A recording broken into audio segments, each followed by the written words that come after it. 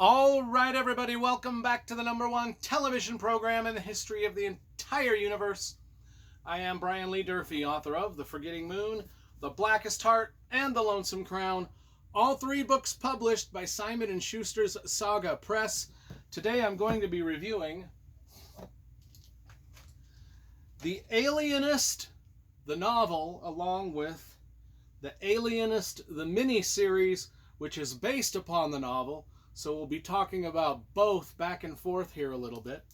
So let's talk about the book first here a little bit. It came out in 1994, written by Caleb Carr. Now the cover is great. I love this cover, very elegant. You know I love graphic design and cover illustration. This has just got a dynamite cover.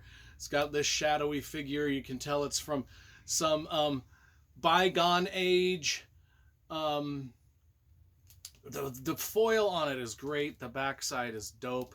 On the inside, we've got different illustrations throughout. I think there's even a map. I don't know if there's a map of New York or not. No, there wasn't a map of New York. But I bought this. This book was given to me as a gift probably in about 1999. And as I opened it up, I remembered it was given to me a gift. A Merry Christmas from, at the time, my then girlfriend Jacqueline gave this to me. It was one of her favorite books. And I always, whenever anybody gives me a book as a gift, I always have them inscribe inside of it so I remember who gave it to me. And she bought this book from the Barnes & Noble in Fort Union, Utah. The Fort Union Barnes & Noble, which is actually where she worked. She might have just taken it out of the store. I don't know. Anyway, that's how the book came to me. I read it right away. I loved it. It became one of my favorite mystery novels of all time. So what's it about? Now, I just barely last night finished the mini-series based upon the book here, of course. And so that's my history with this book. I just reread this for the second time in my life. An alienist. What is an alienist? At the beginning of the book, there's a little snippet of a thing here, and it's also the prelude to the novel, or the movie too, but an alienist. Prior to the 20th century, persons suffering from mental illness were thought to be alienated, not only from the rest of society, but from their own true natures. Those experts who studied mental pathologies were therefore known as alienists. I worked at the Utah State Prison. Well, I still work there. I've worked there for a hell of a long time, but I started in the mental health unit, so I guess you could call me an alienist. Perhaps. Oh, I'll edit that burp out. Holy, what was that? Anyway, so the book opens in 1999. What the? That's another thing I'm going to have to edit out. 1919. The book opens in 1919, where at Roosevelt's funeral, he's died. The characters are gathered in a restaurant called Delmonico's. And I think that still exists. I think Delmonico's is still, if I remember correctly when I lived in New York, I think that's still a thing. I think it's still around. Let me know in the comments if Delmonico's is still a restaurant. Anyway, at this funeral for Roosevelt, all our characters are kind of thinking about previous events that they had with Roosevelt. And so then the main story skips back to 1896, where we meet Schuyler Moore. He's a New York Times reporter. The entire book here is told from Schuyler Moore's perspective. The mini-series, however, is not told from his perspective. In fact, if you were to watch the miniseries, you wouldn't even think he was the main character. But the miniseries bounces around, and we get the perspectives of pretty much every character in the story. But for the book purposes of the book, it's told through the first person, Schuyler Moore. He's a New York Times reporter. He's very, very versed in the underbelly of New York City. In 1896, he knows where all the brothels are. He knows where all the gin mills are. I just flipped you off. He knows where all the all the seedy parts of the city. He knows where, and because he's been working and doing reporting for a long time with with all of this stuff. And then we've got Laszlo Krieger. I think it's, I don't know, they kept saying his name in the miniseries and I still can't get it. Laszlo Chrysler. Laszlo Chrysler. I don't know. He's a psychiatrist. He is our main alienist in this story. And then we've got, of course, Theodore Roosevelt. He's the police commissioner in 1896. He is all, these three are in the book are kind of the main characters. We've also got Sarah Howard, who's a secretary in the police department. And then we've also got the Isaacson brothers, who are detectives in the police department. Those are kind of the main characters, along with some other younger characters and some peripheral characters, which are all dynamite and come to life really a lot in the book, and even more so in the series. So anyway, this is set in pre-1900s Manhattan, and this setting is just as much of a character in the story as our main characters. I mean, and it's described in loving detail by Caleb Carr. Just everything about New York City in 1896 is brought to life through Caleb Carr's spectacular writing. Now, I will say, the first time I read this, I was just blown away with the writing style and the prose of Caleb Carr. I just thought it was absolutely 100% perfect. I'll be honest, the second time I read it, I was kind of like, I still a 9 out of 10 prose, but I was just like, it's not blowing me away like the first time I read it. But anyway, maybe that's just, I don't know why that is, but it just was.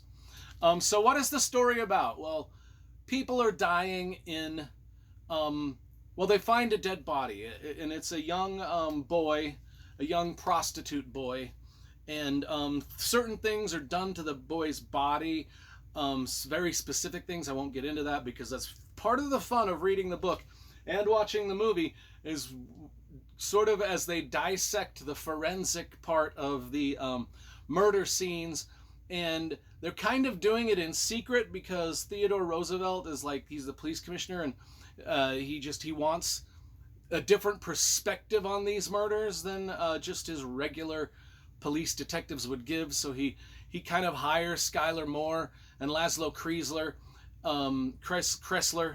as the Chrysler as this as kind of like point man, like, hey, kind of in secret, why don't you guys investigate these murders, and because I think you're gonna figure it out. So it's the forensics, it's the actual physical scientific forensics of murder scenes with the technologies they had in 1896.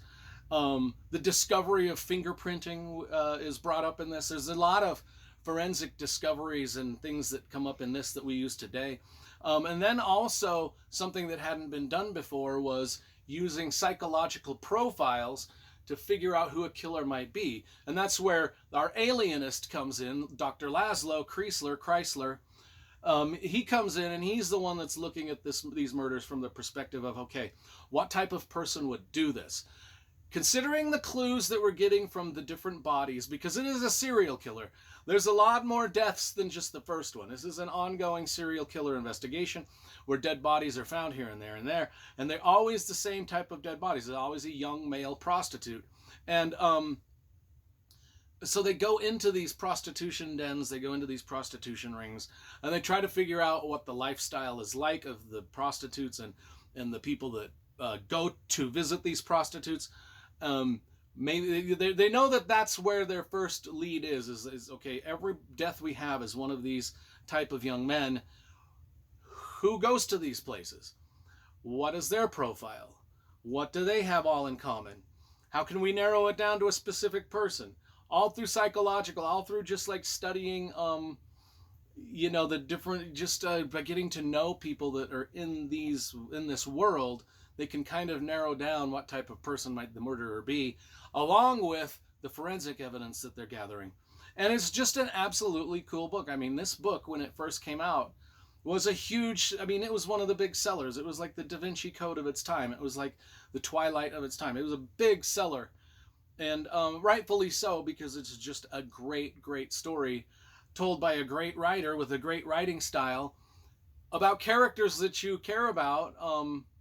When Sarah Howard is a young lady, the only young lady in the midst of all these men trying to figure this out, she has to overcome a lot, just because it's 1896 and she's a woman, and the characters, even the characters that are on her side, still kind of treat her like crap, and but it's just that's the way it was, and then just the overall flavor and atmosphere of New York City at the time is actually spectacular. It's a spectacular book. I mean, this is one of the 10 out of 10s for sure.